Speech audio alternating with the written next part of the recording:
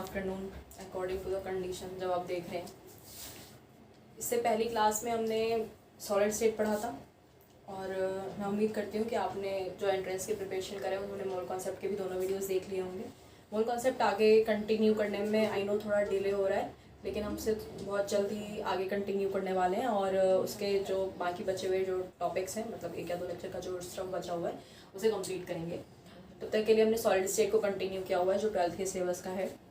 12th से फिलहाल सबसे हॉटेस्ट टॉपिक जो है वो ये है कि 12th के बोर्ड एग्जाम्स कैंसिल हो गए हैं।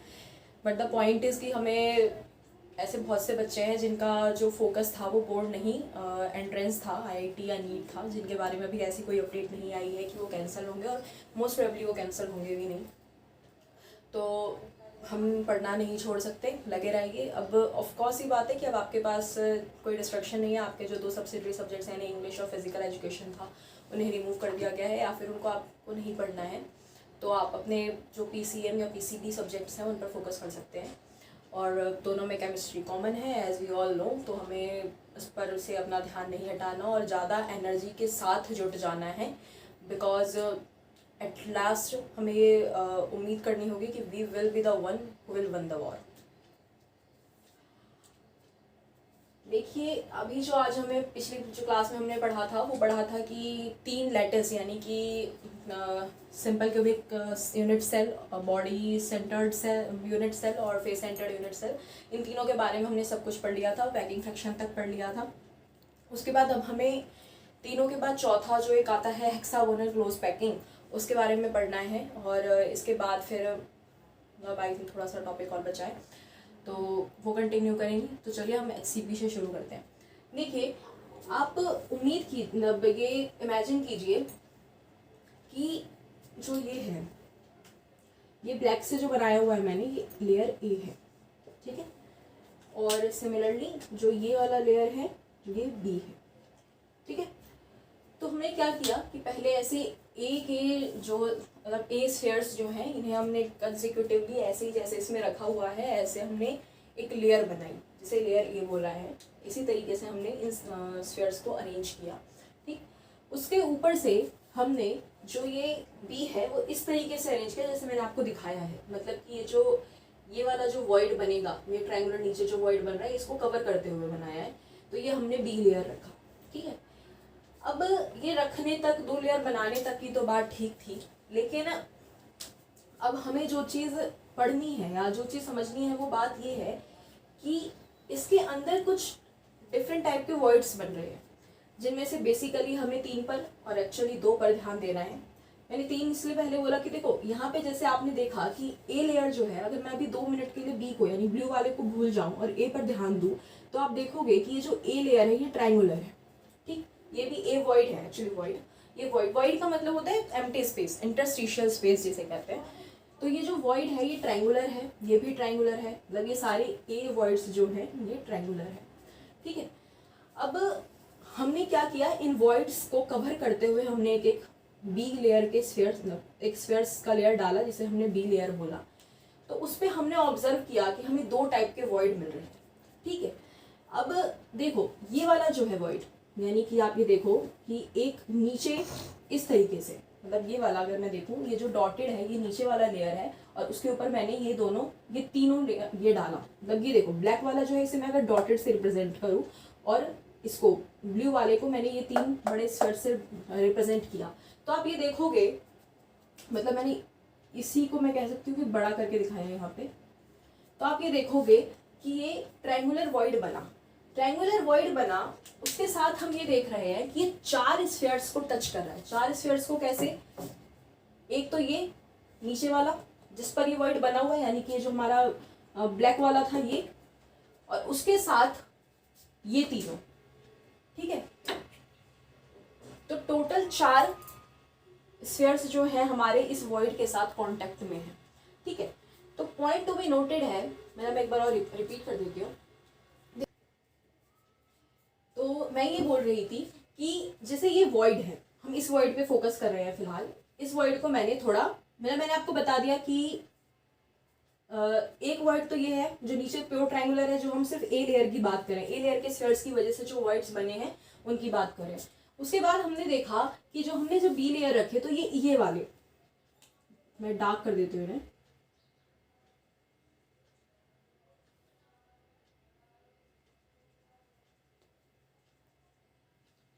इस तरीके से वर्ड्स बने।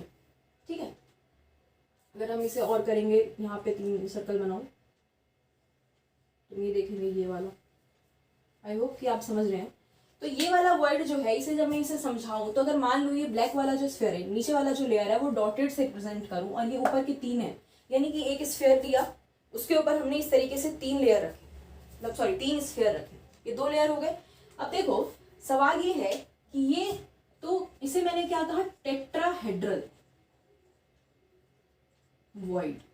टेट्राहेड्रल वॉइड क्यों कहा, क्योंकि टेट्रा यानी 4,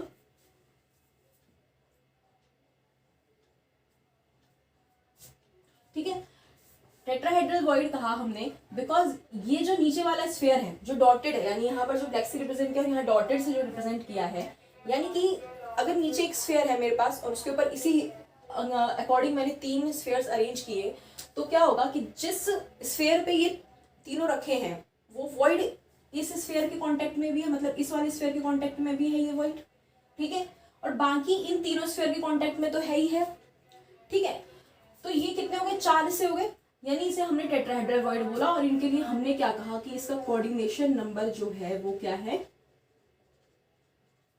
4। ठीक है, अब बात आती है इन वर्ड्स की। इनके लिए क्या किया कि जब आपने यहां देखो, ये क्या है नीचे, पहले अगर ब्लू वाली लेयर को हटा दूं मैं, जैसे इसको अगर हमने इसको यहां बड़ा किया हुआ है,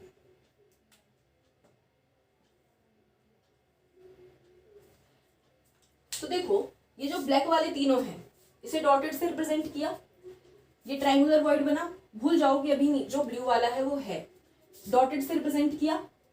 जैसे अगर मैं बड़ा बना के दिखाऊं आपको,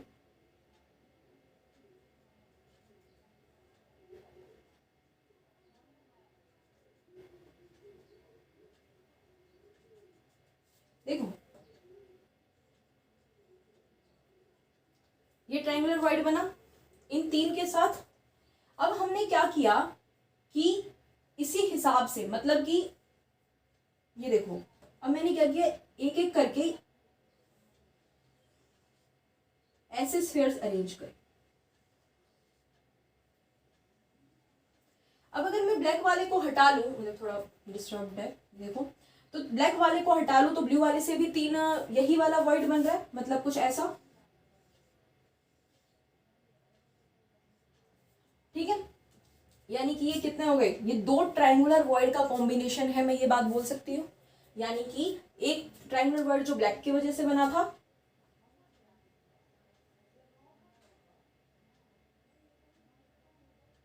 समझ रहे हो ना, जो ब्लैक की वजह से बना था वो ट्रायंगुलर वॉइड, और फिर एक ब्लू वाला, यानी कि 2 ट्रायंगुलर वॉइड का कॉम्बिनेशन है। यानी कि इसमें 6, अब देखो 6 स्फीयर से वॉइड टच हो रहा है, 6 स्फीयर से वॉइड टच हो रहा है, यानी कि इसको हमने क्या बोल दिया, ऑक्टाहेड्रल वॉइड। अभी अपनी मैथ वाली बुद्धि मत लगा लेना कि ऑक्टा मतलब 8 होता है, ठीक है, ऑक्टाहेड्रल वॉइड, और इसका कोऑर्डिनेशन नंबर क्या बोला, 6। ठीक है, तो ये हो गए हमारे 2 टाइप के वॉइड। अब आगे की जो बात होगी वो, हम अभी तक फिलहाल हमने सिर्फ वॉइड की बात करी, और इनको याद रख लेना, टेट्राहेड्रल वॉइड और ऑक्टाहेड्रल वॉइड। टेट्राहेड्रल वॉइड किनकी वजह से बनते हैं, ऑक्टाहेड्रल वॉइड किनकी वजह से बनते हैं। ठीक है, तो अब हमें जो बात करनी है वो ये करनी है कि पैकिंग कैसे होती है। पैकिंग किस बात पर डिपेंड करेगी कि मैं सी लेयर यानी कि तीसरा लेयर कैसे और कहाँ रखती हूँ। ठीक है,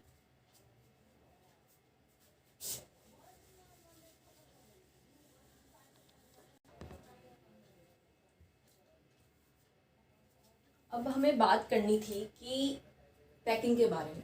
देखो जो मैंने पहले पढ़ाया टेट्राहेड्रल वॉइड और ऑक्टाहेड्रल वॉइड्स को, तो हमने ये देखा कि टेट्राहेड्रल वॉइड्स जो थे वो सी वाले वॉइड्स थे, जहाँ पर सिर्फ ट्रायंगुलर वॉइड बन रहा था, और वो 4 नीचे के एक स्फेयर और ऊपर के 3 स्फेयर से कांटेक्ट में था, इसलिए उसका जो वॉइड था वो टेट्राहेड्रल वॉइड था।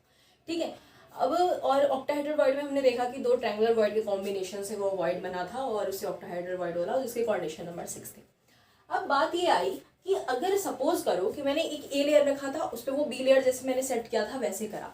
अब जो थर्ड है, मान लो कि ये है मेरे पास नीचे वाला बेस, उसके ऊपर मैंने इस हिसाब से रखा, तो आप ये देख रहे हैं कि वॉइड कौन सा बन रहा है, टेट्राहेड्रल वॉइड, क्योंकि ये बी मतलब ये ऐसे है कि ये फर्स्ट लेयर है, इस पे आपने ये सेकंड लेयर रखा, और सेकंड लेयर कैसे रखा है कि ये वाली जो चीज है ये इस पर आ रही है, ठीक है। अब जो ये वॉइड है ये इस पे आएगा, तो ये टेट्राहेड्रल वॉइड हो गया। ये हो गए हमारे जितना हमने पहले पढ़ लिया था। अब क्या किया, मेरे पास दो पॉसिबिलिटी है कि मैं उनमें से एक पॉसिबिलिटी, दो पॉसिबिलिटी बनती है पैकिंग की, ठीक है। उनमें से फर्स्ट पॉसिबिलिटी अगर मैं पकड़ूं तो पहली चीज क्या होगी कि हो सकता है कि अब मैं अगला जो क्या कहते हैं लेयर रखूं वो यही वाला लेयर रिपीट कर दूं, यानी कि ये जो वर्ड यहाँ बना होगा, मतलब कि ये कुछ ऐसा था ना यहाँ पे, यानी कि टेट्राहेड्रल वर्ड बन रहा था हमारे पास,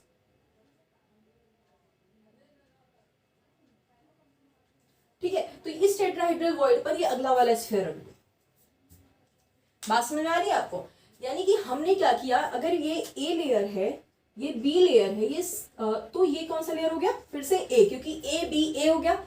अब चूंकि हमने क्या किया है ए बी ए, अब ये क्लोज पैकिंग हो गई है एक तरह से, तो इसीलिए हमने इसे क्या कहा, ए बी क्लोज पैकिंग। और जब इसका 3D स्ट्रक्चर आप देखेंगे, आप नेट पर स्क्रॉल कीजिएगा, जब आप 3D स्ट्रक्चर इसका देखेंगे तो आप पाएंगे कि ये हेक्सागोनल पैकिंग होती है, और इसीलिए इसे हमने क्या कहा, HCP, यानी कि हेक्सागोनल क्लोज पैकिंग, ठीक है। अब दूसरी पॉसिबिलिटी क्या बनी मेरे पास कि जो ये वाला यहां तक तो सेम है, मतलब ये ए लेयर है, ये बी लेयर है। थर्ड क्या पॉसिबिलिटी बनी कि मैं क्या करूं, अब इन तीन स्फीयर को इन्वर्ट करके इसके ऊपर, यू आर गेटिंग ना, मतलब हमने क्या किया कि अब इस तरीके से,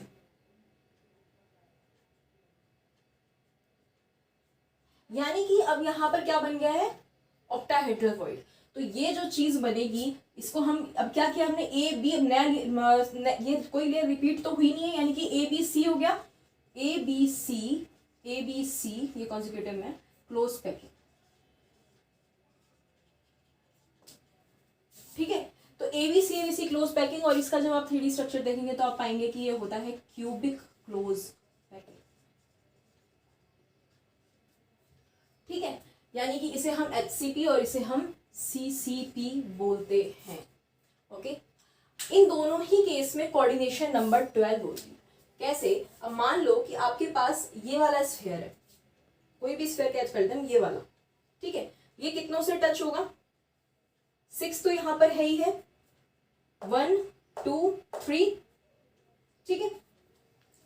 और इस वाले यानी कि हेक्सागोनल के नीचे तो यही वाला, यानी कि इसके अगर मैं कंटिन्यू करूं तो ये वाला लेयर ही तो नीचे आएगा, यू आर गेटिंग ना। तो ये वाली चीज ही नीचे बनेगी, तो नीचे भी 3, अगर मैं इसे समझाऊं तो देखो, हम इसे ऊपर ले जाते हैं। अब क्या होगा, इसके ऊपर क्या बनेगा, सिमिलरली, अब आप समझ रहे हैं, ये चीज अगर मैं यहां प्लेस करूं, मतलब मैंने क्या किया है, ये चीज, ये मतलब ये वाला जो है, पहले ये वाला इसके ऊपर है, ठीक है। सॉरी, देखो, ये सबसे फर्स्ट लेयर, ओके, हम ध्यान से सुनना, ये सबसे फर्स्ट लेयर ए, इसके ऊपर मैंने ये लेयर डाला, ये वॉइड बना, इसके ऊपर फिर से मैंने ये वॉइड लेयर डाला, तो इसके बाद तो ये डलेगा, ठीक है। अब हम एक काम करते हैं, नीचे वाली लेयर को भी थोड़ी देर के लिए पॉज पे रखते हैं। तो क्या होगा, जब पहले ये लेयर थी, फिर ये लेयर, फिर ये लेयर, यानी ये वाले स्फीयर को अगर मैं कैच करूं तो पहले ये 3 स्फीयर से टच में था, मतलब 1 2 3 इसके नीचे इसकी तरफ, उसके बाद 3 4 5 6 7 8 9 और नीचे फिर ऊपर से 3 स्फीयर इसके ऊपर, 12 कोऑर्डिनेशन नंबर हो गए इसके।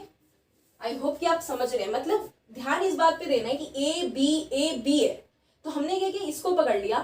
अब आपको ये देखना है कि ये लेयर ही नीचे होगी और सेम लेयर ऊपर होगी, तो ये वाला जो वॉइड होगा, यानी यहां पर जो 3 वॉइड बने थे वही नीचे भी तो बनेंगे, तो 6 तो इसमें ही है, 3 ये और 3 ये, 12 हो गए। अब आते हैं बात यहाँ पर कैसे 12 हुआ। अब आप मान लो कोई सा भी ले लो, अगर हम यहाँ पे लेते हैं ये वाला, ठीक है, तो क्या होगा 1 2 3, ठीक है, 1 2 3 ये इसके ऊपर रखा था हमने, ये इसके ऊपर रखा हुआ था, तो 3 और 6 9, और ये चीज भी तो इसी के ऊपर रखी है, मतलब ये कुछ इस तरीके से रखा हुआ है, रखा तो इसी के ऊपर है, तो 3 6 9 और 3 12, तो दोनों के 12 कोऑर्डिनेशन नंबर होते हैं, कोऑर्डिनेशन नंबर दोनों के ही 12, ठीक है। तो इसमें तो ये था।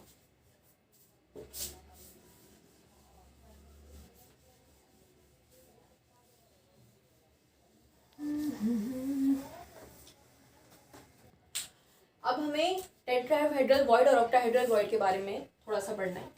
टेट्राहेड्रल वॉइड का रेडियस क्या होता है और ऑक्टाहेड्रल वॉइड का रेडियस क्या होता है, इसकी डेरिवेशन मतलब कैसे डिराइव हुआ है ये आपको बुक में मिल जाएगा, बट बोर्ड मतलब वो डेरिवेशन जो है वो सिंपल मैथमेटिक्स यानी पाइथागोरस थ्योरम से कंक्लूड किया गया है, तो उसे यहाँ पर कवर नहीं करते, हम अभी पॉइंट टू पॉइंट बात कर रहे हैं। और अगर आपको उसकी डिमांड होगी तो आप वो बुक से पढ़ सकते हैं, आपको मिल जाएगा, वो कहीं पे मिल जाएगा, सिंपल मैथमेटिक्स है, ट्रस्ट में। अब देखिए टेट्राहेड्रल वॉइड पढ़ा हमने और ऑक्टाहेड्रल वॉइड पढ़ा, ठीक है।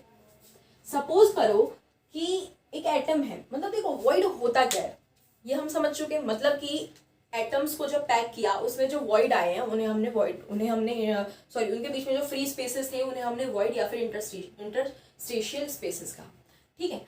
अब वॉइड है उसके साइज की बात करें किसके रिस्पेक्ट में, एटम के रेडियस के रिस्पेक्ट में।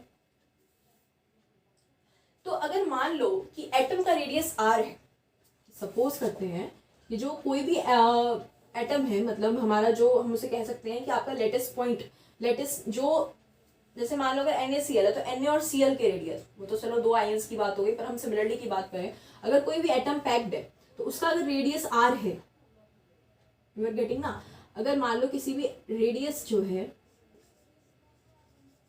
या फिर आप कह सकते हो कि radius of latest site, latest site क्यों बोला मैंने, क्योंकि यहाँ पर लेटेस्ट सिस्टम का जो वो अरेंजमेंट है वो यहाँ पर लेटेस्ट साइट का मतलब वहां पर वो पॉइंट है, वो वॉइड नहीं है, जहां पर एटम ने स्पेस ऑक्यूपाई कर रखी है वो है लेटेस्ट साइट, ठीक है। तो रेडियस ऑफ लेटेस्ट साइट को मान लिया मैंने r।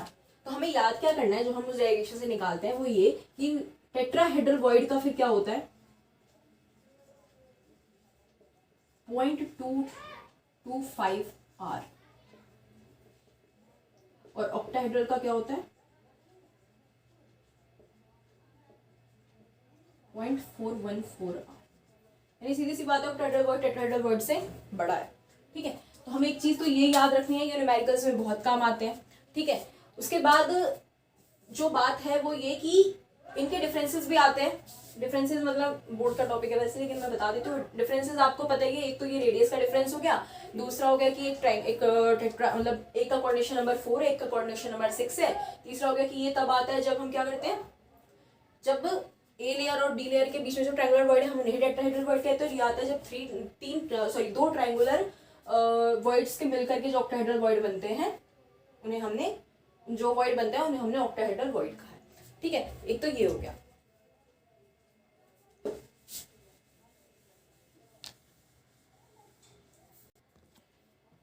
देखिए अब हमने पढ़ लिया टेट्राहेड्रल वॉइड और ऑक्टाहेड्रल वॉइड के रेडियस के बारे में, अब हम बात कर रहे हैं टेट्राहेड्रल वॉइड और ऑक्टाहेड्रल वॉइड के कितने नंबर ऑफ वॉइड्स के बारे में, और उनके लोकेशन के बारे में पढ़ा करके कुछ क्वेश्चंस कराऊंगी। उसके बाद हमारे पास रेडियस रेशियो रूल्स है, और उसके बाद आई थिंक बस वो है कि कुछ आयंस हैं, आयनिक लैटिसेस हैं, उनके कोऑर्डिनेशन नंबर वगैरह हमें बताऊंगी। अब देखो नंबर ऑफ टेट्राहेड्रल वॉइड्स और नंबर ऑफ ऑक्टाहेड्रल वॉइड्स, आपको ये याद रखना है कि नंबर ऑफ, सपोज कि नंबर ऑफ लेटिस साइट्स जो है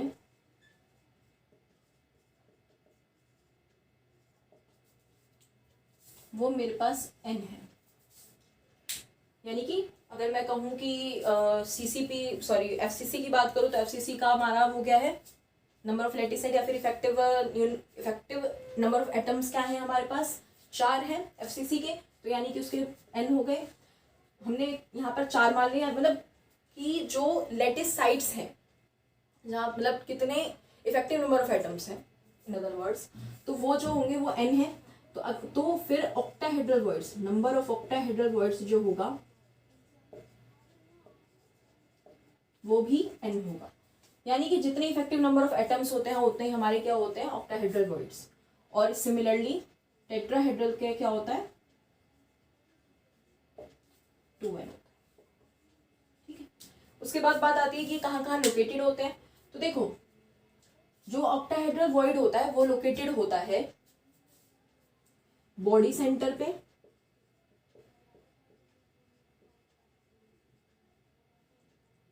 और 12 सेंटर ऑफ, मतलब कि 12 एट एज सेंटर। अब इसका इफेक्टिव नंबर बताऊं तो 12 इंटू में 1/4, क्योंकि एज सेंटर वाला जो एटम है वो 4 में कंट्रीब्यूट होता है, तो 1 इंटू 4, ठीक है, यानी ये 3 हो गए। ठीक है, समझ गए आप।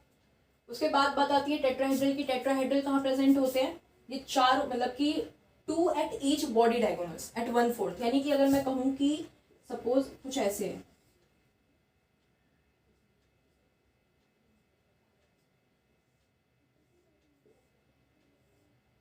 यानी कि जो बॉडी डायगोनल होगा, यानी ये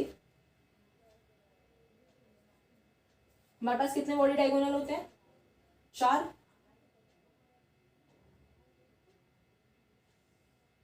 मतलब इस तरीके से जो 4 बॉडी डायगोनल होंगे, चारों पे 2 प्रेजेंट होते हैं। कैसे प्रेजेंट होते हैं, अगर मैं एक की बात करूं तो एक यहाँ होता है और एक यहाँ होता है, यानी एट 1/4 डिस्टेंस। यानी कि अगर मैं कहूँ हाफ इतना हो गया, तो ये हाफ के भी हाफ पे प्रेजेंट होता है। एक टेट्राहेड्रल वर्ड यहाँ होगा, एक टेट्राहेड्रल वर्ड यहाँ होगा। इसी तरीके से 4 बॉडी डायगोनल पे होंगे, तो 2-2 करके हर बॉडी डायगोनल पे प्रेजेंट होते हैं।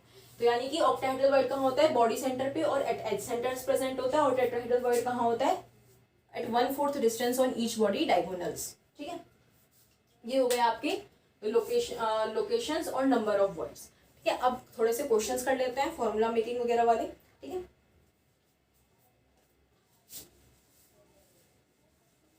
कुछ क्वेश्चंस मैं दूंगी और कुछ क्वेश्चंस आप करेंगे। ये हमारे पास क्वेश्चन है, ये 2 क्वेश्चन मैं सॉल्व करा देती हूँ। आपको और भी क्वेश्चन इस टॉपिक के मिल जाएंगे आपकी बुक में, एनसीईआरटी में, प्रीवियस ईयर्स में। पर एक बार मैं मोस्ट प्रोबेबली चैप्टर के एंड में कुछ क्वेश्चंस, इंपॉर्टेंट क्वेश्चंस करवाऊंगी। और क्वेश्चंस कराने से पहले मैं एक चीज़ बता दूं कि इसके बाद हमारे पास जो टॉपिक्स बच गए हैं उनका साइनॉप्सिस दे दूं। यहाँ अब हमारे पास इसके बाद आएगा radius ratio rules. Radius ratio rules के बाद जो हमने बीसीसी, एफसीसी और सिंपल क्यूबिक लैटिस पढ़े थे, उनके रेडियस, डायमीटर और एज लेंथ का हम एक तरह से समराइज्ड फॉर्मूला पढ़ेंगे, और उसके बाद डेंसिटी होगा। ठीक है, उसके बाद जो इम्परफेक्शंस हैं और जो अभी थ्योरी पार्ट है वो मैं बहुत छोटे टाइम में, मीन्स कि वर्बली मोस्ट प्रोबेबली, एक्चुअली वो वर्बली भी इसलिए बताऊंगी बस क्योंकि 1-2 चीज़ें ऐसी हैं वहाँ पे जहाँ पे क्वेश्चंस बनते हैं ऑब्जेक्टिव के भी, तो वो समझाने हैं बस। और फिर क्लास हो जाएगी। आज देखते हैं कितना आज कवर कर पाते हैं। ठीक है, देखो क्या कहा कि compound is form by 2 elements. मतलब कि 2 कंपाउंड है हमारे पास x और y, जिसमें y जो है वो CCP अरेंजमेंट करता है और x जो है वो ऑक्टेहेड्रल वर्ड। ये फॉर्मूले वाले मैंने आई थिंक सो पहली क्लास में कराई नहीं है। इसी तरीके से होंगे दूसरे वाले भी, जिसमें कई बार होगा कि हमारे पास जैसे इसमें वॉइड में दिया है तो वो वॉइड में ना देकर आपसे कह देंगे कि चलो मैं वो भी करा दूंगी। ठीक है, पहले देखो, जैसे y है वो CCP में है, यानी कि सपोज कर लेते हैं कि y के नंबर ऑफ एटम्स क्या है, x।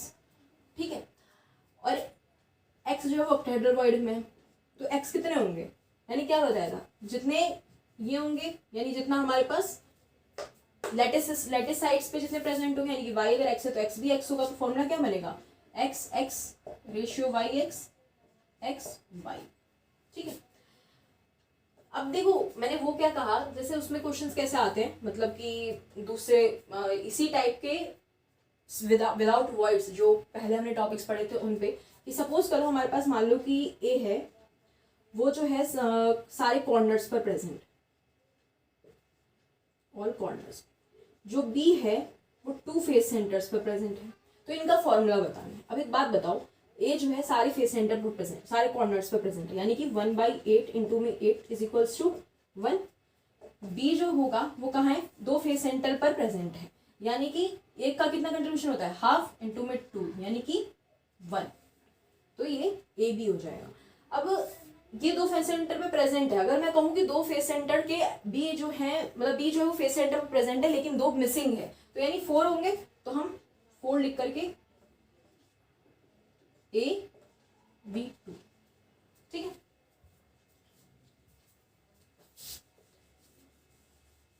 अब बात कर लेते हैं सेकंड क्वेश्चन की। अब देखो सपोज करो कि मेरे पास बी जो है वो एक्स है, यानी बी हमारे पास HCP में है, बी एक्स है, यानी कि बी के एटम्स जो है वो एक्स प्रेजेंट है। ए जो है वो कितना होना चाहिए, 2x होना चाहिए था, लेकिन उसने कहा कि सिर्फ 2/3 ऑफ टेट्राहेड्रल वर्ड्स पर ही प्रेजेंट है, यानी कि ये कह सकते हैं कि हम टेट्राहेड्रल वर्ड्स कितने हैं टोटल, 2x है, लेकिन ए कितने प्रेजेंट है, 2/3 ऑफ टेट्राहेड्रल वर्ड्स, यानी कि 2/3 ऑफ 2x, यानी कि 4x/3। तो फॉर्मूला क्या बनेगा, a 4x/3 b x, x cancel, ये 3 उधर चला जाएगा, 3 से मल्टीप्लाई करेंगे दोनों साइड, तो क्या हो जाएगा a 4 b 3, ठीक है। सिमिलरली आपको ऐसे क्वेश्चंस मिल जाएंगे, अगर ऐसा कोई प्रीवियस ईयर का क्वेश्चन होगा तो वो मैं करा दूंगी।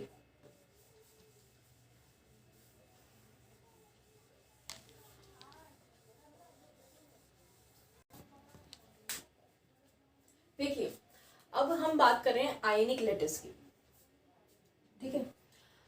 आयनिक लैटिस जो है उसमें ऑब्वियसली सी बात है, आयनिक लैटिस की बात कर रहे हैं तो हम पॉजिटिव आयंस और नेगेटिव आयन दोनों प्रेजेंट होगा, ठीक है।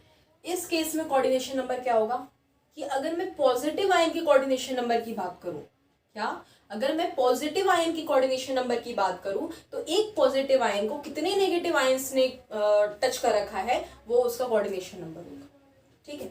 एक नेगेटिव आयन को कितने पॉजिटिव आयंस ने टच कर रखा है ये उसका कोऑर्डिनेशन नंबर होगा। ये ऑब्वियस ही बात है कि हम अरेंजमेंट कुछ ऐसे ही करेंगे कि अपोजिट चार्ज जो है वो आपस में नियरेस्ट डिस्टेंस पर हो, ठीक है। अब क्या होता है कि आयनिक जो लैटिस होते हैं उनके लिए हमने एक रेडियस रेशियो रूल निकाला। रेडियस रेशियो रूल का मतलब क्या हुआ कि हमने एक तरह से रेडियस रेशियो रूल से उनके कैटायन और एनायन की रेडियस की हेल्प से पहले रेडियस रेशियो निकाला और उस रेडियस रेशियो से हमने उनके कोऑर्डिनेशन नंबर को रिलेट करने की कोशिश करी, ठीक है। तो रेडियस रेशियो निकालते कैसे हैं, बहुत सिंपल सा फॉर्मूला है। रेडियस रेशियो का फॉर्मूला होता है R+/R-, यानी कि कैटायन का रेडियस डिवाइडेड बाय एनायन का रेडियस, सिंपल। अच्छा अब बात देखो, सीधी सी बात है कि जितना ज्यादा रेडियस रेशियो, कैटायन का रेडियस उतना ज्यादा, और कैटायन का रेडियस जितना ज्यादा उतना ज्यादा कोऑर्डिनेशन नंबर। ये चीज आप अपने सामने भी देख सकते हैं। अगर radius of cation by radius of anion 0.155 से 0.225 के बीच में आता है तो मेरे पास उसका कोऑर्डिनेशन नंबर 3 है, और स्ट्रक्चर क्या हो गया, plane and triangular. Radius ratio अगर 0.225 से 0.414 है तो कोऑर्डिनेशन नंबर 4 है, टेट्राहेड्रल अरेंजमेंट। 0.414 से 0.732 coordination number 6, arrangement octahedral. Similarly 0.732 से 1 अगर जा रहा है तो 8, यानी कि आप देख रहे हैं कि जैसे जैसे कोऑर्डिनेशन नंबर बढ़ता, रेडियस रेशियो बढ़ता जा रहा है तो सीधी सी बात है ये डायरेक्टली प्रोपोर्शनल टू क्या है, रेडियस ऑफ कैटायन। यानी जैसे जैसे रेडियस ऑफ कैटायन बढ़ा वैसे वैसे रेडियस रेशियो बढ़ा, और रेडियस रेशियो जैसे जैसे बढ़ा वैसे वैसे कोऑर्डिनेशन नंबर बढ़ गया, ठीक है। अब देखो यहाँ पे एक कॉमन सा मतलब कि क्वेश्चन करते वक्त जो डिफिकल्टी आ सकती है वो ये आ सकती है कि हो सकता है कि कैलकुलेट करते वक्त हमारा जो आंसर आएगा वो 0.414 आ जाए। तो आप ये सोच सकते हैं कि 0.414 को मैं यहाँ पे कंसीडर करूँ या यहाँ कंसीडर करूँ, बिकॉज अगर कुछ गलत किया तो आंसर तो डिफर कर जाएगा। तो देखो होगा क्या कि अगर 0.414 आया है तो आप उसको नीचे कंसीडर करेंगे, ठीक है। यानी कि मैं ये कह सकती हूँ कि 0.413 तक, ठीक, ये हो गया। और इसके एग्जांपल्स हैं कुछ B2O3, CuCl, NuBr, ऐसे बहुत सारे एग्जांपल्स हैं इनके, वो आपको मेमोराइज करने पड़ेंगे, देख लेना। प्रीवियस ईयर में होंगे तो मैं एग्जांपल्स और कुछ बता दूंगी, नहीं तो फिर हमें ये फालतू में मेमोराइज करने की कोई ज़रूरत नहीं है, ठीक है। अच्छा इसके बाद बात आती है मेरे पास रेडियस रेशियो रूल हो गया इसमें। अच्छा एक सेकेंड और, जैसे इसमें कुछ आयनिक कंपाउंड्स है, जैसे NaCl हो गया, CSCl हो गया, ZnS हो गया। तो ये जो है ये जितने भी ये टेबल और क्या कहते हैं, मतलब जैसे NaCl होता है, NaCl का है, दोनों का कोऑर्डिनेशन नंबर 8 होते हैं, तो ये मैं आपको लिखवा दूंगी अभी, ठीक है। अब इसके बाद हम ये आयनिक लेटिस के बारे में डिस्कस करने से पहले एक चीज़ देख लेते हैं, और अभी मैं एंड में करा देती हूँ वो चीज़ जो मैंने अभी कहा आपको, ठीक है। अब हम आयनिक 3-4 आयनिक लेटिस के बारे में लास्ट में मैं आपको नोट कर दूंगी, फिर आप उसे नोट कर लीजिएगा, क्योंकि इसमें समझाने वाला कुछ नहीं है। उससे पहले 2 चीज़ें जो न्यूमेरिकल के लिए इंपॉर्टेंट है वो मैं करा देती हूँ, और फिर आज न्यूमेरिकल्स उस टॉपिक पे नहीं करेंगे, न्यूमेरिकल अगली क्लास में करेंगे। आप तब तक, बहुत ईजी कॉन्सेप्ट है वैसे, खुद भी ट्राई कर सकते हैं।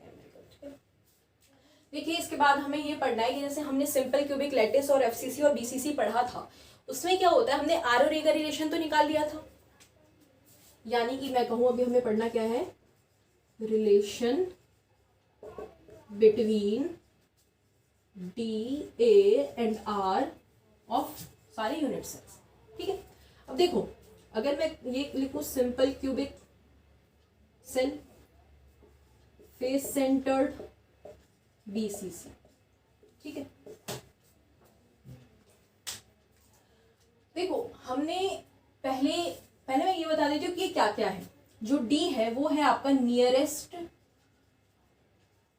नेबर डिस्टेंस, A क्या है, H लेंथ, और R क्या है, रेडियस।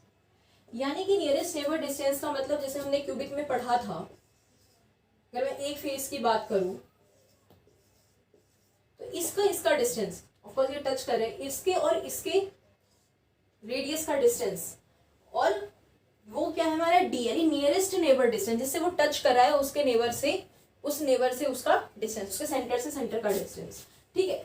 तो अब देखो, A और R का रिलेशन हम पहले ही निकाल चुके हैं, राइट। अब देखो एक चीज बताओ, D इज इक्वल्स टू, यहाँ पे क्या है, इन दोनों के बीच का डिस्टेंस किसके बराबर है, R, यानी यहां से यहां तक का डिस्टेंस निकालना है मुझे, वो किसके बराबर है, ये पूरा D है, तो ये R और R, यानी कि D is equals to 2R, ठीक है। यानी हर बार D इज इक्वल्स टू तो 2R ही होगा। अब बात तो समझ रहे हो, अगर मान लो वो FCC में भी प्रेजेंट है, यहां भी प्रेजेंट है, तो इसके और इसके सेंटर का डिस्टेंस तो 2R ही होगा। यानी अगर ये इसे टच कर रहा है पेरीफेरी पे, तो इनके बीच सेंटर का डिस्टेंस तो 2R ही रहेगा। बात समझ में आ रही है आपको, तो ये चीज तो दोनों में, D is equals to 2R, B is equals to 2R, ठीक है। और हम A और R का रिलेशन पहले ही पढ़ चुके हैं, यानी इसकी बात करूं तो मैं A is equals to 2R पहले ही हो गया था, यानी कि मैं ये कह सकती हूँ कि D is equals to A होता है, ठीक है। यहाँ पे हमने क्या पढ़ा था, R is equals to A/2√2, यानी कि अगर मैं D और A का रिलेशन निकालना चाहूं तो मैं ये कह सकती हूँ 2 इंटू में A/2√2, यानी A/√2, ठीक है, सही है। इसी तरीके से R is equals to √3A/4, यानी कि अगर मैं इसमें पुट करूं तो 2 इंटू में √3A/4, √3A/2, ठीक है। ये हमारे पास तीनों फॉर्मूले हो गए, यानी क्या क्या हुआ, एक ये ये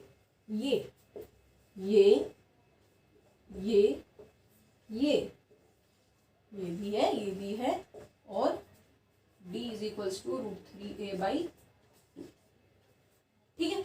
ये तीनों फॉर्मूले आपको क्लियर हो गया। ये बहुत इंपॉर्टेंट है, ये जो फॉर्मूले हैं इससे आपके एटलीस्ट 60 to 70% क्वेश्चन सॉल्व होने वाले न्यूमेरिकल्स, एक्चुअली ओवरऑल, क्योंकि न्यूमेरिकल ज्यादातर इससे आता है, डेंसिटी से आता है, या फिर फॉर्मूला मेकिंग से आता है, ठीक है। ये हो गया। अब हमारे पास जो न्यूमेरिकल का क्वेश्चन बच गया है वो डेंसिटी का टॉपिक है। उसके बाद एक क्वेश्चन कराकर, न्यूमेरिकल करा के, फिर मैं वो टेबल बना के फिर आज की क्लास ओवर करते हैं, ठीक है।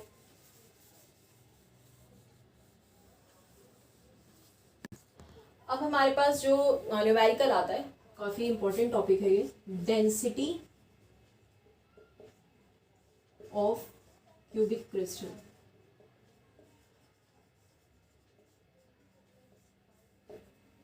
ठीक है। अब देखो इसका कैसे क्या करना है, हमने क्या किया, एक क्यूब मानते हैं,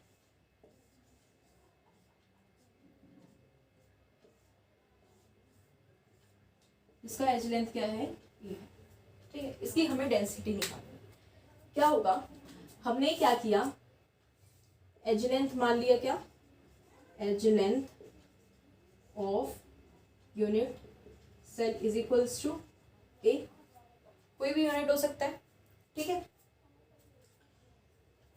सेंटीमीटर, वैसे पिकोमीटर में आएगा आपके पास, लेकिन आपको पिकोमीटर और नैनोमीटर को कन्वर्ट करना आना चाहिए। मैं बता देती हूँ, 1 पिकोमीटर इज इक्वल्स टू होता है 10 to the power -12 मीटर। 1 एंगस्ट्रॉम बराबर होता है 10 to the power -10 मीटर। 1 नैनोमीटर बराबर होता है 10 to the power -9। मतलब जैसे अगर 2 है तो 2 × 10⁻⁻12 समझिए, जैसे एज लेंथ ए है। अब देखो क्या है, हमें क्या निकालना है, डेंसिटी, ठीक है। तो डेंसिटी के लिए क्या होता है, डेंसिटी ऑफ यूनिट सेल निकालनी है।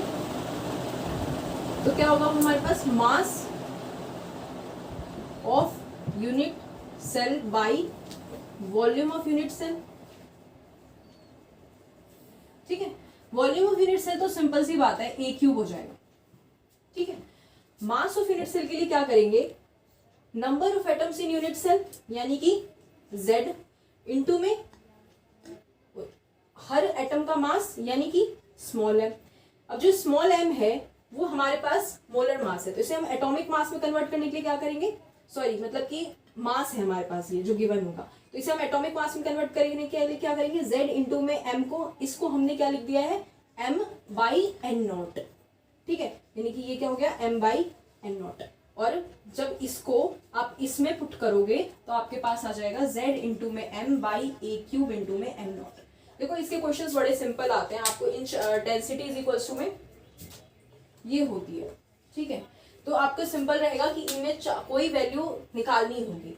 मेन जो ये वाला क्वेश्चंस होते हैं, इसमें जो इशू है वो बेसिकली इशू ये है कि आपको कन्वर्जन आनी, सॉरी कैलकुलेशंस आपकी फास्ट होनी चाहिए, लॉग आना चाहिए आपको बेसिकली। तो Z जैसे है वो आपको पता होना चाहिए, effective number of unit cell कितने हैं, FCC में 4 है, BCC में 2 है, सिंपल में 1 है, ठीक है। A³ AD, अब क्या है कि जरूरी नहीं कि आपको एज लेंथ गिवन हो, रेडियस या नेबर डिस्टेंस गिवन होगा तो आप उससे कन्वर्ट करके निकालोगे एज लेंथ, ठीक है। m/m गिवन होता है, मतलब आपके पास एलिमेंट है, मीन्स कि कोई भी एक वैल्यू निकालनी होगी आपको, बाकी सारी वैल्यू आपको गिवन होगी किसी न किसी फॉर्म में, और वो आपको कन्वर्ट करके निकालनी चाहिए, ठीक है। ये हो गया आपका डेंसिटी। इसके बाद बस वो एक टेबल कर लेते हैं, बस